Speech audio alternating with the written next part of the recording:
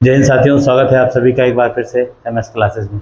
साथियों, अनुपात समान अनुपात की आज ये हमारी अगली क्लास होगी, जिसमें आज हम पढ़ने वाले हैं आय व्यय पर आधारित प्रश्नों को। ठीक है। और आपको साइंस की भी क्लास अब मिलना शुरू हो गई। कल से लगातार आपको आज आपकी दूसरी क्लास भी मिल गई होगी। आप लोग देखिएगा। और उसमें दूसरी क्लास में हमने जो प्रीवियस ईयर में प्रश्न आए हैं उसको भी करा दिया। तो आप ये मान के चलिए कि जितना पढ़ाएंगे उसके साथ साथ क्वेश्चन भी कराएंगे और आपको पेपर में प्रश्न देखने को भी मिलेगा। ये सब तो मेरी तरफ से हो रहा है आपके लिए, पर आप लोगों का सहयोग कम मिल पा रहा है। चैनल को अभी भी बहुत सारे साथी सब्सक्राइब नहीं किए हैं, वो लोग सब्सक्राइब कर लें, वीडियो को शेयर कर दें दोस्तों में, और दोस्तों से भी चैनल को सब्सक्राइब करें। जितना आपका सहयोग ज़्यादा से ज़्यादा मिलेगा उतना मुझे भी मोटिवेशन मिलेगा और ज़्यादा से ज़्यादा अच्छा करने की। हाँ, ये थोड़ी सी बात है, आजकल डिजिटल ज़माने में आपको डिजिटल बोर्ड मिल रहा होगा, उसमें आपको उसके अपेक्षा आपको कम इंटरेस्ट आता होगा, लेकिन यहाँ पे देखो उनसे ज़्यादा मेहनत की जा रही है, क्योंकि सारे क्वेश्चन को हम हाथ से बोर्ड पर लिख कर आपको पढ़ा रहे हैं। ठीक है।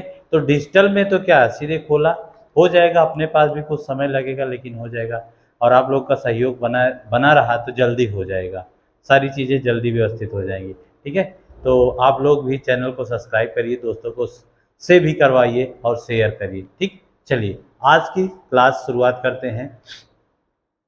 क्लास में इस कौन सा टाइप पढ़ने वाले हैं? आय व्यय पर आधारित। देखो, आय क्या होती है, व्यय क्या होता है और बचत क्या होती है। आय बराबर होता है, जैसे आय का मतलब हो गया आपकी इनकम, जितना आप कमाओगे। आय बराबर क्या होता है हमारा? खर्चा यानी एक्सपेंडिचर, और प्लस सेविंग यानी बचत। इन दोनों का जो योग होता है वो हमारी आय के क्या होता है? बराबर होता है। वो हमारी आय के क्या होता है? बराबर होता है। जैसे कहा जाए, अब देखो यहाँ पे आपको रुपए में भी दे सकता है, परसेंटेज में भी दे सकता है, अनुपात की भी बात कर सकता है, तीनों तरह से। अगर जैसे कहा जाए कि एक व्यक्ति खर्चा करता है, अगर परसेंटेज में बात करते हैं, अगर वो 90% खर्चा करता है और 10% बचाता है, तो उसकी आय कितनी होगी? दोनों का जोड़, यानी उसकी आय कितनी होगी? 100% होगी। तो ये परसेंटेज में पढ़ोगे कि किसी भी व्यक्ति की आय कितनी होती है? 100% होती है। 100% में से अगर हम उसका बचत आपको दे दिए तो घटा दीजिए तो खर्चा आ जाएगा। ठीक है। तो लेकिन यहाँ पे आपको खर्चा और बचत दिया गया था, खर्चा 90% है और बचत उसकी 10% है, और दोनों को ऐड कर दिया तो 100% आ गई, वही उसकी क्या हो गई? आय हो गई। ये हो गया।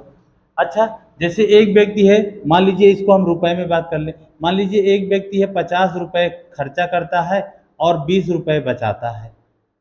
पहली चीज जानो, 50 रुपए आपने खर्चा किया और 20 रुपए की आप घर बचा के ले गए, तो आपने आज के दिन कितना कमाया? तो दोनों को जोड़ लेते तो कितना आ गया? 70 रुपए। ये आपकी आय हो गई इस तरीके से। तीसरा आय और कैसे हो सकता है? अनुपात में। मान लीजिए कहा कि एक व्यक्ति अपनी आय का 3, खर्च और बचत का अनुपात है 3:2, यानी 3 रुपया खर्चा करता है और 2 रुपये बचाता है, तो उसकी टोटल आय कितनी हो जाएगी?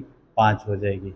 तो अनुपात चैप्टर पढ़ रहे हैं तो यहाँ पे हम जो कुछ भी खर्चा, बचत और आय दी होगी सब अनुपात में होगा, और साथ में किसी एक की वैल्यू रुपया में होगी, तो हम अनुपात पे आज पढ़ने वाले हैं। परसेंटेज वाला कॉन्सेप्ट परसेंटेज में पढ़ेंगे। ठीक है। चलिएगा। आपसे आय बराबर क्या होता है? खर्चा प्लस बचत। आय बराबर क्या होता है? खर्चा प्लस बचत होता है। ठीक है। और अगर आपको खर्चा निकालना है, तो खर्चा अगर निकालना, एक्सपेंडिचर निकालना है, तो उसको आय में से घटा दीजिए। किसको? आय में से अपनी बचत को आप माइनस कर दीजिए, आ जाएगा। और यदि आपको बचत निकालना है तो आय में से ही खर्च, एक्सपेंडिचर को घटा दीजिए। ठीक है। चलिए साथी,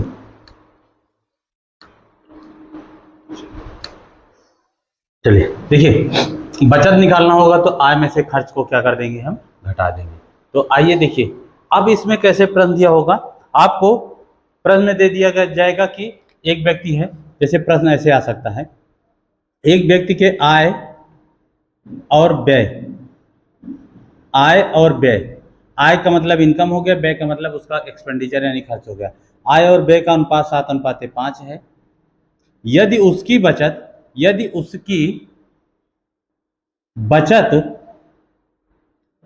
200 रुपए है तो व्यक्ति की आय कितनी थी? तो व्यक्ति की आय बताइए, व्यक्ति की आय बताइए। अब यहाँ पे आप ध्यान देना, किसकी बात हुई है? आय, व्यय और बचत की बात होती है। तीन चीजें हैं। क्या है? तीन चीजें हैं। लेकिन प्रश्न में आपको दो अनुपात में पता है, एक रुपया में पता है। आय पता है अनुपात में, देखो यहां से आय का अनुपात, आय बराबर होता है व्यय प्लस बचत, या अनुपात बना लीजिए। ठीक है। अब यहां देखो, आपको आय का अनुपात पता है कितना है? 7। व्यय का अनुपात पता है 5। लेकिन बचत जो दी गई है रुपया में दी गई। बचत किसमें है? रुपया में। कितना है? 200 रुपया है, रुपया में दी गई है। तो अगर हम इसकी वैल्यू, बचत की भी वैल्यू अनुपात में ले लें तब हमारा काम आसान हो जाएगा। तो अब देखो, अगर एक व्यक्ति 7 रुपया कमाता है, 5 रुपया खर्चा कर देता है, तो वो बचाएगा कितना? 2 बचाएगा, यानी 2 यूनिट। अनुपात में आ गई तब इसको आप 2 यूनिट कह सकते हो। उसकी बचत कितनी हो गई? 2 यूनिट हो गई। और 2 यूनिट ये किसके बराबर होगा? 200 रुपए के बराबर होगा। तो 2 यूनिट बराबर 200, तो 1 यूनिट बराबर 100 रुपए आ गया। कितना आ गया? 100 रुपए आ गया। तो क्या पूछा है? व्यक्ति की आय। तो आय कितने यूनिट थी? 7 थी। तो 7 गुणे 100, 7 गुणे 100 बराबर कितना हो गया? 700 रुपए हो गया। 7 गुणे 100 बराबर 700 रुपए हो गया। समझे? तो अब एक चीज आप ये प्रश्न सीखो कि अगर अनुपात में दो वैल्यू पता है, तीसरी वैल्यू रुपए में दी गई है, तो जिसकी वैल्यू रुपए में पता है उसकी अनुपात में भी निकाल लेते हैं। कैसे? जैसे यहाँ पे आय दिया गया था, व्यय दिया गया था अनुपात में, और बचत क्या थी? रुपए में थी। इसकी भी, बचत की भी वैल्यू अनुपात में आप निकाल लो। और बचत कैसे निकलता है? आय में से खर्च को घटा करके, आय में से खर्च को घटा करके। तो 7 यूनिट कमाता था, 5 यूनिट खर्चा कर दिया, तो घटा दीजिए तो 2 यूनिट की बचत आ गई, अनुपात बन गया। तो और इसकी रुपए में वैल्यू थी 200, तो 2 यूनिट बराबर 200, तो 1 यूनिट बराबर 100 क्या आ गया? आय पूछा है तो 700। अब व्यय पूछा होता तो इसमें गुणा कर देते तो 500 खर्चा हो जाता, 500 खर्चा आ जाता। ठीक है, समझ गए? चलिएगा, अब बात करते हैं प्रश्न में और कैसे आ सकता है इसका प्रश्न। देखिएगा,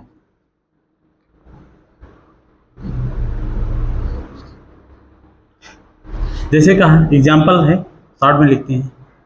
व्यय और बचत का अनुपात दिया गया है। व्यय और बचत का अनुपात है 7:3, और उसकी आय दी गई है। एक व्यक्ति की व्यय और बचत का अनुपात कितना है? 7:3। आय दी गई है, आय दी गई है 1120 रुपए, 1120 रुपए। तो पूछेगा कि व्यक्ति का व्यय बता दीजिए। व्यक्ति का क्या बता दीजिए? व्यय बता दीजिए। इस तरह के आपसे प्रश्न, यहां से अनुपात किसका आया है? व्यय का आया है और बचत का आया है। और इसमें रुपया किसकी पता है? आय की। यानी हम आय का अनुपात भी निकाल लें तो आय का अनुपात क्या होता है?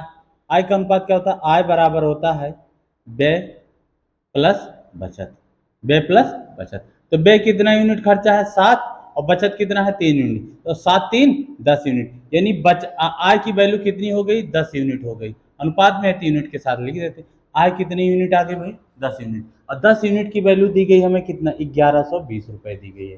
तो जीरो से जीरो काट दो, तो 1 यूनिट की वैल्यू कितनी आ गई? 112 रुपए आ गई।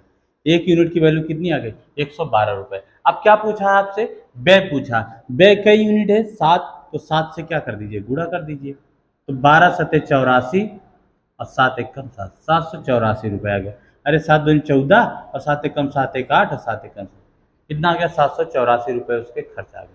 ठीक है, तो इस तरीके से अगर आपसे प्रश्न पूछेगा तो आप कर सकते हैं। चलिए, कुछ प्रश्न इसी तरीके से हम आपको कराते हैं, एक एक टाइप का। पहले सरल सरल से प्रश्न कराते हुए एक एक टाइप पर हम आगे को बढ़ते हुए चलते हैं। ठीक है, एक एक टाइप के प्रश्न हम करेंगे। चलिए, कि एक व्यक्ति के मासिक खर्च और बचत का अनुपात 61:6 है। यदि उसकी मासिक आय 8,710 रुपये हो तो उसकी मासिक बचत बताइए। चलिए, अब जरा अनुपात निकाल लीजिए। तो पहले अब देखिए, अनुपात किसका किसका दिया गया है? आपका खर्च का 61, बचत कितना है? 6 है। तो खर्चा और बचत जोड़ दिया जाता है तो कितना आ जाता है? आय आ जाती है। तो इसकी आय कितनी आ गई? 67 आ गई। आय कितनी आ गई? 67, यानी 67 रुपये आ गए। तो अब ये बताओ आपको रुपए में किसकी वैल्यू दी गई है। आय की दी गई कितना है 8,710 रुपये। तो यहाँ से अनुपात में वैल्यू है 67 और रुपए में वैल्यू 8,710। तो ये 8,710 यानी 67 यूनिट बराबर 8,710 रुपये। अब इसको काट दीजिए आप 7 से, जरा 67 से काटिएगा, 67 इक्कम 67, ठीक है। यहाँ से कितना शेष बचा हमारा 20 शेष बचेगा, क्योंकि 67 में से 87 गए तो 20 शेष बचा, 20 और ये एक 201 हो गया। और 67 तिहैया होता है 201, 67 तिहैया होता है 201 और ये जीरो बचा, उतार लीजिए। एक यूनिट की वैल्यू कितनी आ गई, एक यूनिट की वैल्यू कितनी आ गई 130 आ गई। तो आपसे क्या पूछा बचत, और बचत कई यूनिट है 6 यूनिट है, तो 6 की पूछा, 6 से गुणा कर दीजिए, 13 छंग 78, 780 रुपये उसकी क्या आ गई बचत आ गई, 780 रुपये उसकी बचत आ गई। ठीक है, नोट कर लीजिए। इसी तरीके से आपसे प्रश्न पूछे जाएंगे। तो इस टाइप के आपके 3 प्रश्न हमने करा दिए। अब आपको समझ में भी आ गया होगा कैसे किया जाता है, कर लेंगे। ठीक है, चलिएगा आगे चलते हैं। देखो यहाँ पे अभी एक रेशियो आगे हो सकता है आपको ऐसे दे देगा कि बचत आपकी अलग अलग हो, 2 व्यक्ति हो, ऐसे ऐसे प्रश्न आते हैं। चलिएगा आगे चलते हैं। चलिए अगला प्रश्न है कि ए और बी के वेतन का अनुपात 4:5 है। यदि ए के वेतन में 20% की वृद्धि की जाए और बी के वेतन में 10% की कमी की जाए तो नया वेतन क्या होगा। अब यहाँ पे 2 लोग आ गए, 2 लोग आ गए और उनका वेतन दिया गया है, पहले था 4:5। अब जितना कमाते थे उसमें कि क्या कर दिया गया है, वृद्धि कर दिया गया है। तो जब इस तरह का प्रश्न है तो सबसे पहले आप क्या करो, जिसके भी वेतन दिए गए ए और बी हैं, कितने हैं, इनका वेतन पहले 4 था और इनका वेतन कितना था 5 था। अब इसमें वृद्धि हो रही है और इसमें क्या हुई, कमी हुई। अब हो सकता है दोनों में वृद्धि हो सकता है दोनों में कमी हो। तो देख आप एक काम करो, अब यहाँ पे अगर जैसे लास्ट में 0 है परसेंटेज, तो आप यहाँ केवल इसके साथ 0 बढ़ा लोगे, आपका काम आसान हो जाएगा। और नहीं तो आप चाहो तो इसको दोनों को, इन दोनों को क्या मान लो, 100 इनके पीछे 2 0 बढ़ा दो। मान लो कि ए 400 कमाता था और बी 500 कमाता था, हो गया काम, अनुपात सेम ही आएगा। यहीं से चाहे करो चाहे बिना 0 बढ़ाए करो, 0 बढ़ा के करोगे तो आपकी थोड़ी कैलकुलेशन आसान हो जाती है, इसलिए क्योंकि 0 कट जाते हैं, दशमलव में वैल्यू नहीं आती है। और अनुपात आपको पता है कभी भी दशमलव में नहीं होता। तो देखो इसको 20% बढ़ाया, यानी अब कितना हो गया 120 हो गया। तो 400 का 120% निकालेंगे तो दो निकाल लो, आप चाहो तो 400 का 120% निकालोगे डायरेक्ट, तो 2 0 कट गया, 12 चौके 48, यानी ये कितना बन गया 480 रुपया बन गया। कितना बन गया 480 बन गया। इसी तरह से अब इसमें क्या कर दिया हमने, 10% कम कर दिया और 10% लेस किया, तो यानी कितना बचा 90%, क्योंकि ये जो शुरुआत में वैल्यू होती है अपने आप में 100% होती है, परसेंटेज में आप जानोगे। ठीक है, तो अब इसका 500 का 90% निकालोगे तो 9 पचे कितना होगा 45 होगा। आप निकाल लो 500 का 90% आप निकालोगे तो 0 0 कटा 9 बचे 45, 450 आ गया। कितना आ गया 450 आ गया।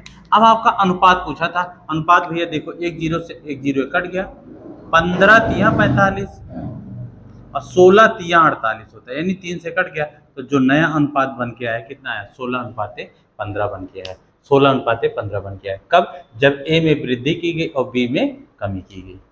ठीक है, चलिएगा अगला प्रश्न है आपके सामने।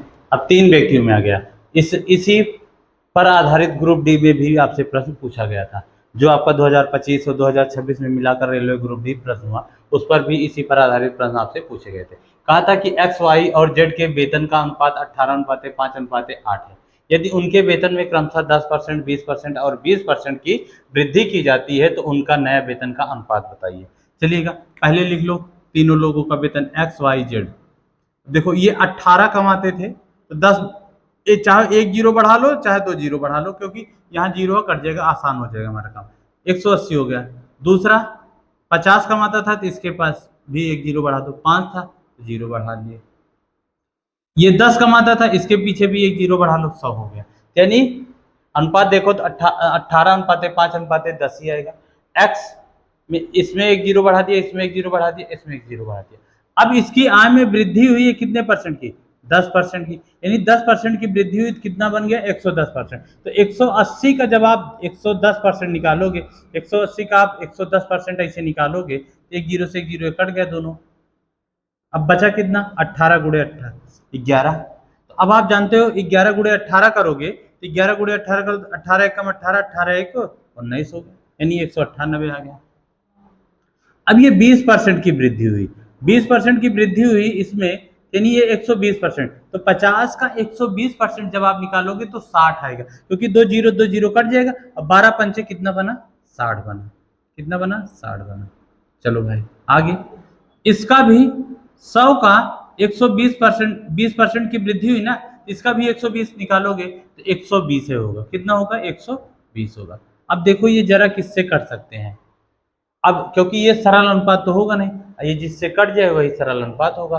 कटेगा किसी से, 4 से कटेगा क्या, 4 दूनी 8, 4 नहीं कटेगा, 4 से ये नहीं कटेगा, 2 से काटो, 2 9 18, 2 9 18, 2 से इसको काटा तो 30 हुआ, और 2 से इसको काटा तो 60 हुआ। अभी 3 से ये कट जाएगा, यानी 6 से कट जाता, 6 से कट जाता।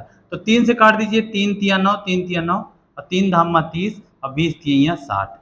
अब ये नहीं कटेगा, अब ये किसी से नहीं कटेगा। तो जो हमारा नया अनुपात बन के आया 33:10:20 बन के आया। अब हमें यहाँ पे देखो, हमने 2 बार हमें 2 बार काटना पड़ा। अगर हमें पता चल जाता कि ये 6 से, ये दोनों तो कट जा रही थी, इसको भी चेक कर लेते क्या ये 6 से कट जा रही, तो हमारा सीधे से आपका आ जाता 6 3 18, 6 3 18, बिल्कुल कट जाती। 2 और 3 से कटी थी, इसका मतलब वो 6 से कट जाएगी। लेकिन हमने एक एक स्टेप में आपको काट के समझाया है कि कैसे काटा जाता है। ठीक है, चलिए नोट कर लीजिए इस प्रश्न को, फिर आगे चलते हैं अगले प्रश्न की तरफ। चलिएगा, देखिएगा एक प्रश्न लिखा गया है, देखिएगा लिखा क्या है भाई। आइएगा अगर प्रश्न देखते हैं, 2 व्यक्तियों का मासिक आय 4:5 के अनुपात में है, उनका व्यय 7:9 के अनुपात में है। यदि प्रत्येक की बचत 50 रुपए है तो उनकी मासिक आय बताइए। याद करिए, आपको पीछे इस तरह का हमने प्रश्न करवाया है, क्रॉस वाला, क्रॉस मल्टीप्लाई पे ये भी क्या होगा, लगेगा। देखो कैसे, 2 व्यक्ति हैं, एक व्यक्ति और ये 2 व्यक्ति, इनका क्या क्या दिया गया है पहले आप लिख लो भाई। आय दिया गया है, आय का अनुपात क्या है, 4:5, यानी पहले व्यक्ति की आय 4 है, दूसरे व्यक्ति की आय कितनी है, 5 है। फिर उनका व्यय दिया गया है, व्यय दिया गया है कितना है, 7:9 है। ठीक है, तो अब बचत का अनुपात आना चाहिए कि नहीं आना चाहिए, नीचे जो आएगा वो किसका अनुपात आएगा, बचत का अनुपात आएगा। लेकिन बचत यहाँ अनुपात में नहीं, रुपए में है। कितना दिया गया, 50 रुपए ये बचाता है, 50 रुपए ये बचाता है। भैया अब याद करो, देखो बचत कैसे निकाली जाती है, आय में से खर्च को घटा करके, आय में से खर्च को घटा करके। यहाँ पे घटाओ जरा, देखो 4 में से 7, ये घटेगा नहीं क्योंकि आय का अनुपात छोटा है और व्यय का अनुपात बड़ा है।